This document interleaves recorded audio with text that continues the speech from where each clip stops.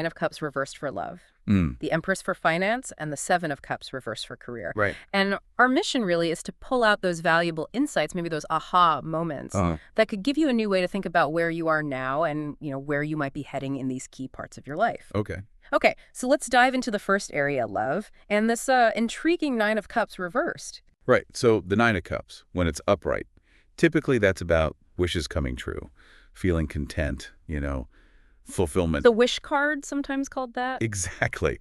So seeing it reversed, like in your reading, it suggests there might be a bit of a disconnect, a gap between what you want in your romantic life and, well, what's actually happening. So things aren't quite adding up to that perfect picture, maybe. The reading suggested something about, like, holding on to an idealized version of a partner or the relationship itself. Yeah, precisely. Overlooking the, let's say, less perfect bits. Does that idea of maybe seeing things a bit too optimistically, even if the reality is different, does that ring any bells for you personally? It's interesting because this reversed card can point to a kind of reluctance, maybe even unconsciously, to fully see the relationship as it is. You might be really invested in that ideal, that perfect vision. Right. And maybe not fully acknowledging the real challenges or, the flaws that exist. Remember, cups in tarot often relate to emotions. So a reversed cup tied to wishes, it suggests some kind of blockage or maybe disruption in emotional fulfillment there. And that could definitely explain some underlying dissatisfaction, couldn't it? I think the reading mentioned feelings like restlessness or just not feeling quite fulfilled. It makes perfect sense. Yeah. If you're constantly aiming for an ideal that doesn't quite match reality, Yeah. there's almost bound to be something feeling like it's missing. Maybe unmet emotional needs or perhaps expectations that are just, a little too high. But is it always bad to have ideals? I mean, where's that line between having something to aspire to and, well, kidding yourself? That's a really great question. Ideals can be motivating, absolutely. But the reverse Nine of Cups hints that maybe those ideals are becoming a bit of a barrier. A barrier to seeing what's actually good. Or just seeing what is, warts and all. It's less about ditching your aspirations and more about making sure they're, grounded, connected to the actual relationship you're in. So the reading isn't saying it's bad news. It's more like an invitation, a nudge to really look inward, reevaluate what you desire, what you expect from love, honestly. Asking yourself, what do I really need emotionally right now? Are my current expectations actually helping me? Exactly. That kind of deep reflection. So the guidance isn't give up. It's more like take an honest inventory. Precisely. The reading advises prioritizing that emotional awareness, that self-reflection, really taking the time to understand your own core emotional needs and what you genuinely hope for in a partnership. And then finding the courage to face the less than perfect stuff, the things maybe you've glossed over. Yes, that's the crucial step. Yeah. Because confronting those imperfections, those difficulties, that's actually where the potential lies to build something stronger, something more real and ultimately more rewarding. Okay. So the key takeaway for love with this reverse Nine of Cups, it's not doom and gloom. It's a prompt, really. Adjust your focus, maybe. Get clear on what truly matters to you so you can cultivate something really authentic. Well put. Yeah. A chance to build a more fulfilling bond. All right. Shifting gears then, let's talk finance. Here, the reading brings up the Empress card. Now, that one sounds pretty positive, right? Oh, it definitely is. The Empress is a very powerful symbol. Think abundance, prosperity, stability, especially when it comes to finances. Okay. So seeing it in your reading, it's a strong positive sign. It suggests your current financial security isn't just luck. It's likely the result of your own hard work, your consistent efforts, maybe some sound decisions you've made. So it speaks to feeling grounded, maybe confident, financially speaking, right now. Exactly. Like that consistent budgeting you mentioned focusing on. Right. This suggests it's paying off. It reflects that long-term view. That's definitely reassuring to hear. The reading also connected the Empress to natural cycles, growth cycles. What's that about in a financial context? It's a great analogy, actually. It implies your financial success is kind of like tending a garden. It's tied to nurturing your resources patiently over time for long-term flourishing. So it's not just about quick wins, it's about the long game. Patience, persistence. Precisely. And strategic planning. It highlights the importance of all those things in your financial life. Consistent care is needed for things to grow strong. Okay, so what practical advice does the Empress offer? The reading seemed to outline a few things. First one was invest in yourself.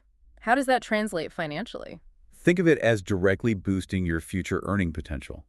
It means seeing your own skills, your knowledge, even your well-being as valuable assets. So taking courses, learning new skills, stuff like that. Yes, absolutely. Things that could open up greater financial opportunities down the line. A new certification, for example, might lead to a raise.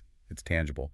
But it could even be, prioritizing your health so you're more productive. That's a broader take. Interesting. Okay, next point was nurture your resources. Sounds like basic budgeting, being mindful. It is, but maybe with more intention.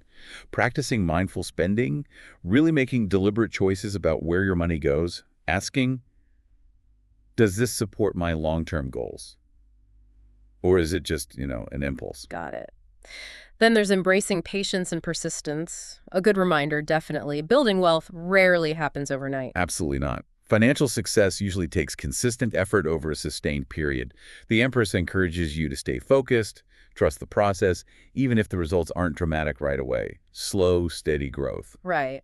And the last action point was practice gratitude. That feels a bit less financial. Well, think about the psychology. When you consciously acknowledge and appreciate what you already have, it shifts your mindset.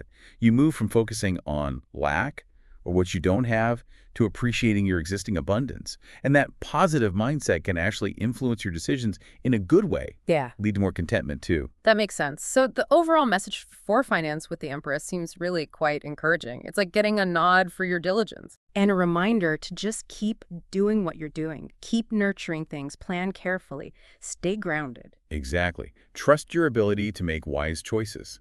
Keep cultivating that growth. All right, good news on the finance front then. Let's move to the final area, career. Now here we have another reversed card, the Seven of Cups reversed. What's the feeling here? Okay, so the Seven of Cups reversed. It often points towards feeling a bit overwhelmed, maybe stuck, particularly when it comes to your career path. Overwhelmed by options or just uncertainty? Could be either or both. Difficulty making clear decisions because there seem to be too many choices, or the path forward just isn't clear. Like staring at a huge menu and just feeling paralyzed. And the reading mentions something about idealizing opportunities again, similar to the love card. That's a really key parallel, yes. Just like with the reversed Nine of Cups in love, this suggests you might be holding on to somewhat unrealistic expectations about a certain job, or maybe an industry, or even a whole career path. So focusing more on the fantasy of it all. Potentially, yeah. More on the dream of what it could be, rather than the practical realities, what's actually achievable, or even what truly aligns with your deeper values. And I guess that gap between the ideal and the reality, that's where the problems start. Disappointment, confusion, getting stuck. Precisely. Yeah. If you're chasing something that isn't quite real or isn't quite right for you, it can definitely lead to feeling confused, maybe stagnant, like you're spinning your wheels. Okay. So this is where that self-reflection comes in again strongly. Absolutely. Yeah. The reading really prompts some honest questions, like, do my current career goals really line up with my core values? What truly motivates me?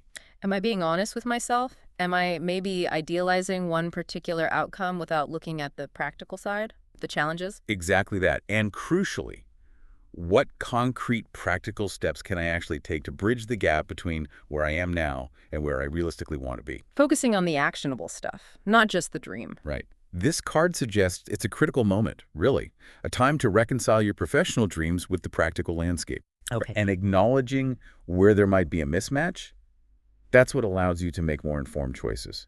Choices that are genuinely aligned with who you are, even if, and this is important, even if it means letting go of certain expectations. Or maybe just adjusting the strategy to make it more attainable. Exactly. Modifying the path to make it more realistic. So the key actions are, first, self-awareness, honesty about motivations, expectations. Yeah. Critical first step. Then clearly separating the ideals from the probabilities. What's likely, what's realistic. Yes, distinguishing fantasy from fact, essentially. And finally, concentrating on those tangible actions, the practical steps that connect today with that desired future. Spot on.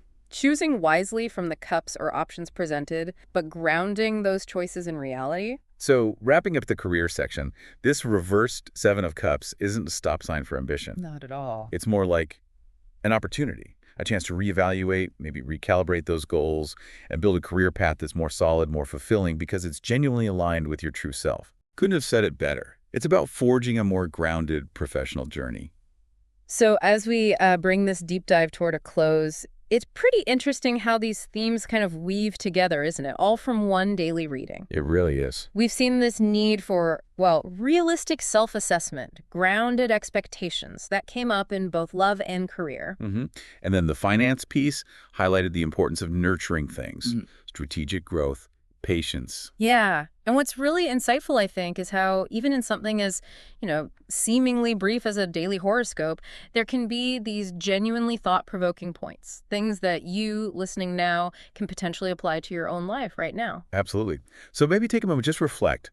Which of these points, these insights about love, finance, or career, which ones really resonated with you? And maybe just ponder why that might be. Yeah, good exercise. And here's one final thought for you to maybe mull over after this.